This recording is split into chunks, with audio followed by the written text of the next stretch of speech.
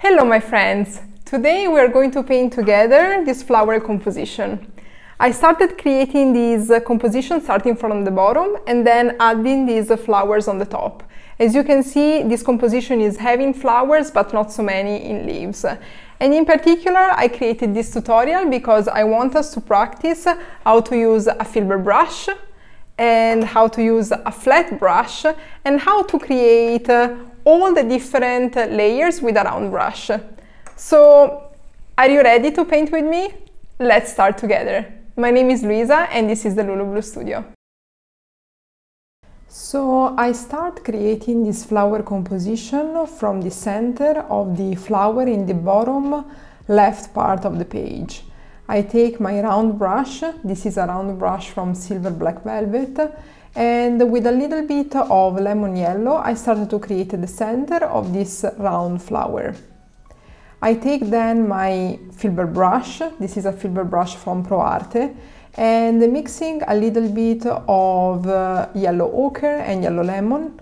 I also add a little bit of pink, this is a little bit of Quinacridone Magenta, to create the first layer of this round flower that I wanted to create in this area. Since this is the first layer, I do not use too much pigment onto my brush, but I take care to create these petals with a high concentration of water. I then take care to add, through the wet on wet technique, a little bit of more Quinacridone Magenta, and I allow this color to blend with the first layer I'm creating of base color, and I allow the color to blend. I use a similar mixture with a little bit more Quinacridone Magenta to start to create a peony below this first flower I finished to create. When you are painting in watercolor, you need to remember that you can always build layers on your flowers. This means when you create your petals and when you create, for example, stems and leaves. This means that you can create the first layer of your flowers, in this case, using a very light color mixture, and then you can add details, exploring layering techniques, and find even your own style on how to create and build layers on your flowers. So this is exactly what we are doing while we are building the first layer of these peonies. I'm always using this Filbert brush, and in particular I'm using the belly and the side of this brush to create all of these first layer of fluffy petals. And I'm using mainly a mixture of Quinacridone Magenta, yellow ochre with a touch of lemon yellow to create this very light color value. You can add, while the paint is still wet, through the wet on wet technique, some more concentrated pigment, and you can create beautiful blends that will really come to life when the whole painting is going to be completely dry. This is, for example, what I am doing, adding to this third peony a little bit of yellow ochre onto the first and major two petals that I've created in the center of this flower. I love using a Filbert brush to create this sort of flowers, and you can find, if you're interested, all the supplies I'm using in the description below.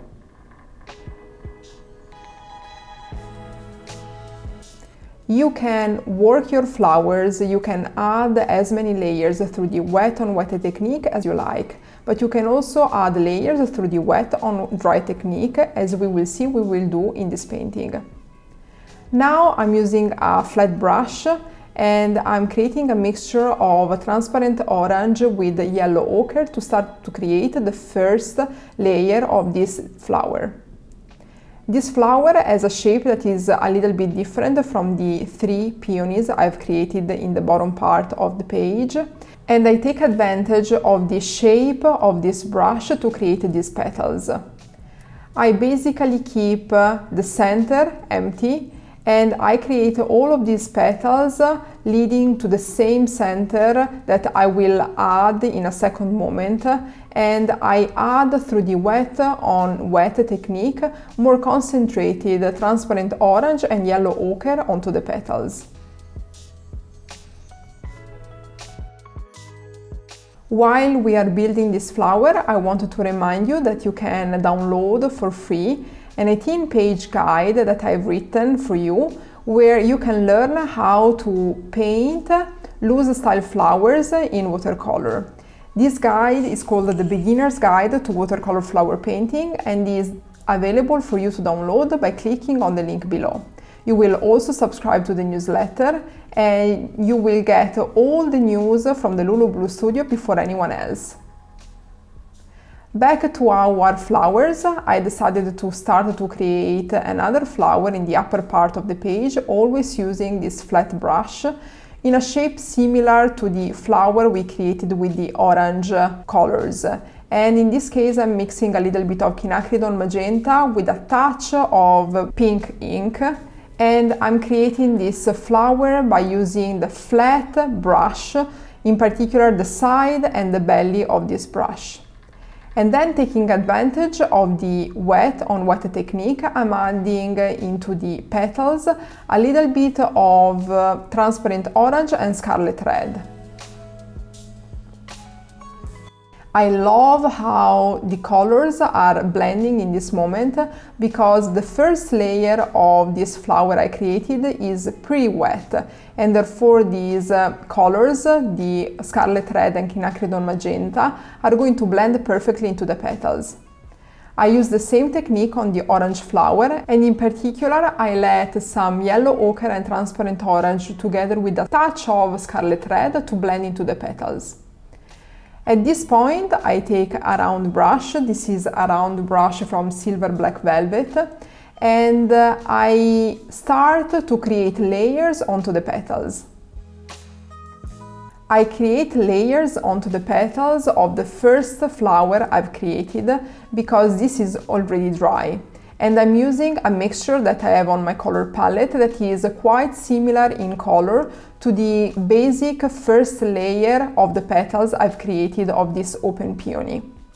So my recommendation for you when you are creating layers is to build layers using, I would say, similar colors, and also where the colors have a color value that is quite similar, not too different from the basic first layer that you have created.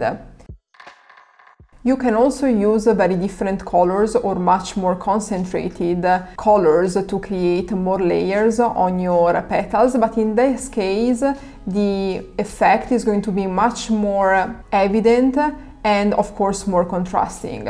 So it's not the effect that I wanted to achieve in this flower composition, and therefore what I'm trying to do is to build the layers adding a little bit more color, so having a color value a little bit darker compared to the first layer I've created of the petals. And as you can see, I'm mainly using the belly and the side of this brush to create these soft layers on my petals. Here, for example, I am using a more concentrated Quinacridone Magenta to add a few touches that are much darker compared to the layers I've created before. I like to define better the center of these flowers, and therefore I'm using a little bit of yellow ochre and lemon yellow to define better the center of these peonies.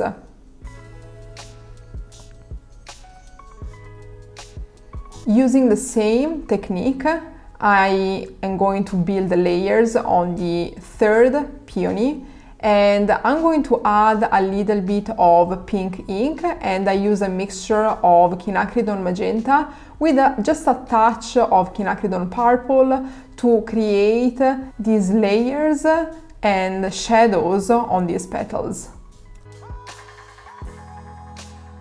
Also, when you are building layers, always remember that you can change the color value of the color you have on your brush, and you can play with it on creating as many layers as you'd like. So you don't have just to create one layer on top of the very first one you have created, but remember that you can create as many layers as you'd like to achieve the idea of the flower that you have in your mind. In this case, I'm adding a very light value of also Quinacridone Purple to give a different touch of color onto this peony. And now I'm using a concentrated Quinacridone Magenta to just highlight a few shadows on this peony.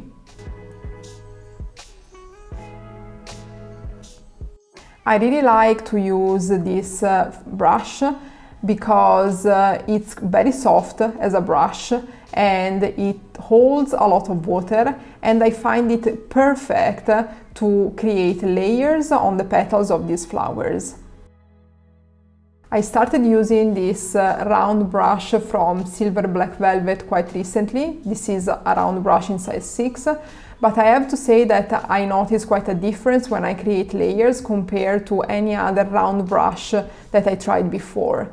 So if you're curious to try something different and you would like to try to use this round brush that really feels different from any other I tried, I recommend you investing in this Silver Black Velvet brush. In the meanwhile, I've created the center of the orange flower, adding a little bit of brown mixture and some black dots and fine lines that you can create with the tip of the round brush. And now I'm working on the upper flower, and I'm basically using a little bit of Mars Black and just the tip of this brush to create fine lines and very small dots. It's amazing how thin the tip of this brush is and how it is possible to achieve such thin strokes that I'm not able to achieve with any other brush of this type. With the same brush, I've decided to add some more concentrated transparent orange and create a few strokes on the orange flower. I'm basically using the tip and the belly of this brush, and I'm defining some strokes that start from the center of the flower and go to the end of the petals. I'm also using just the tip and not so much pressure on the brush to create these fine strokes on the edges of my petals. For these brush strokes, I'm mainly using a mixture of yellow ochre, which is a color I use for the base of this orange flower. And I use the same technique to create more concentrated brush strokes on the upper pink flower. I am basically first creating some brush strokes that start from the center of this flower and go until the end of the petal. And then with the tip of the brush, I'm using some Quinacridone Magenta, very concentrated, to create a few brush strokes, very thin brush strokes on the edges of the petals.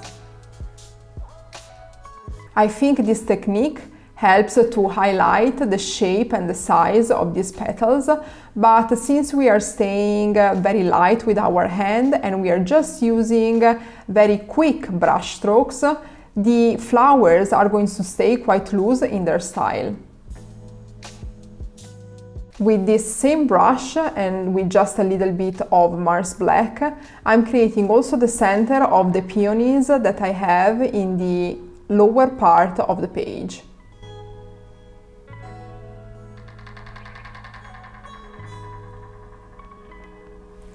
I like to use black to create these contrasting brush strokes because I really think that will help the whole flower to pop, since all the petals are very light in color.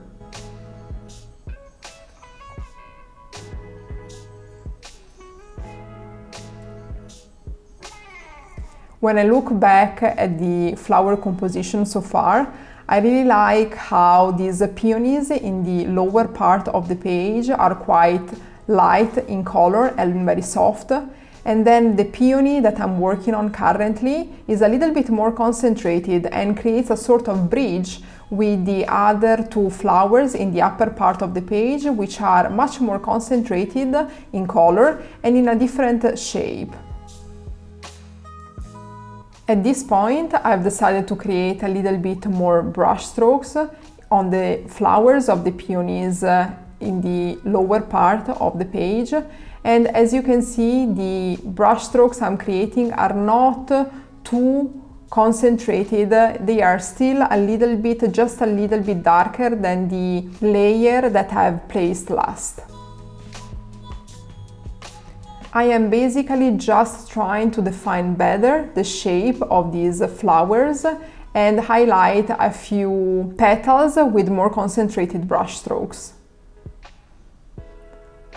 And at this point, I've decided to start to add a little bit of green, and this flower composition is not going to be super heavy in green elements.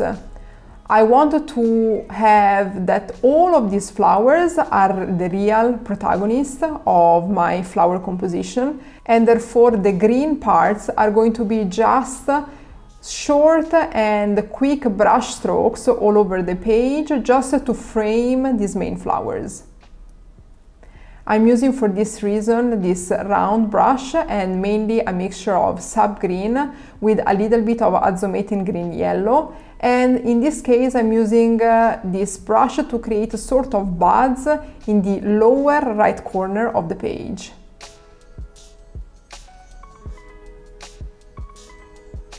I'm using the Azomethine green yellow color because it's a very bright sort of green, and I like to combine this sort of color because all of the flowers are very vibrant and I wanted to keep this vibrancy and this brightness in the whole composition.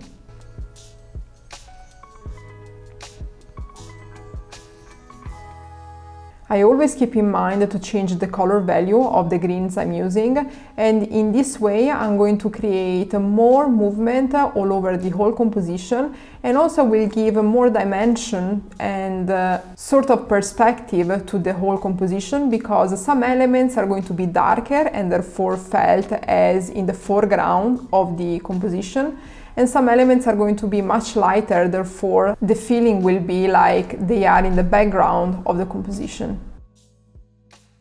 And now I'm taking back my flat brush and mixing a little bit of Cobalt Green Dark in a very light value to create a darker sort of layer, first layer for a few leaves, and I use the wet on wet technique to allow also some of this Cobalt Green Dark, which is a darker sort of green, to blend to some of the leaves that I've just created.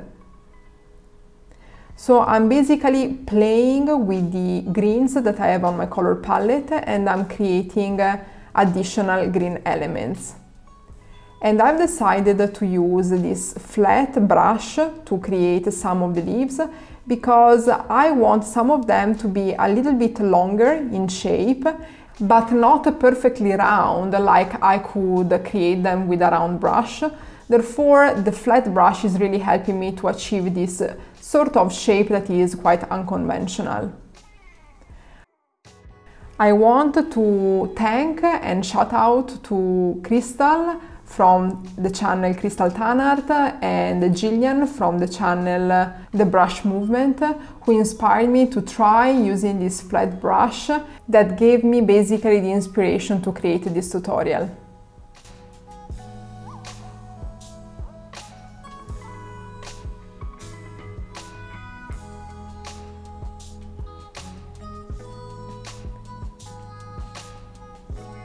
And at this point, with this round brush, I am going back to my composition and I'm just adding a few details in green where some of the leaves I'm creating are just a little bit longer and define a little bit better the shape of this whole composition.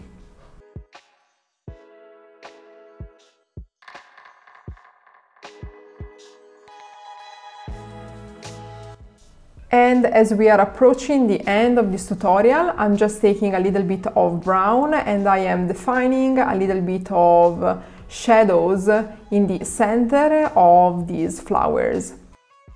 I really had a lot of fun painting this tutorial and I hope you painted with me.